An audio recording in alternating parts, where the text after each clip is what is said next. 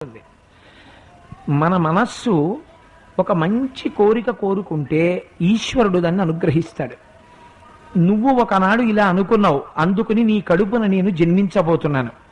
9 కుమారులను అడిగావు, నాకన్నా ముందు నీకొక కుమారుడు పుడతాడు, తర్వాత నేను జన్మిస్తాను. అదే మైనాకుడు జన్మించాడు, మైనాక పర్వతం. తరువాత పార్వతీదేవి జన్మించింది. ఆవిడికి యుక్త వయస్సు వచ్చిన తరువాత ఒకనాడు నారద మహర్షి వచ్చి ఉపదేశం చేశారు. అమ్మా, శంకరుడు నీకు యోగ్యుడైన వరుడు, శంకరుణ్ణి పొందడానికే నువ్వు ఈ రూపంతో వచ్చిన దానివి, అందుకని పరమశివుణ్ణి వివాహం చేసుకోమని చెప్పారు. శంకరుడు కూడా హిమవత్ పర్వత ప్రాంతానికి వచ్చి తపస్సు చేస్తున్నాడు. అప్పుడు తారకాసుర సంహారం జరగాలి. పార్వతీ పరమేశ్వరులకి కుమారుడు జన్మిస్తే తప్ప తారకాసుర సంహారం జరగదు.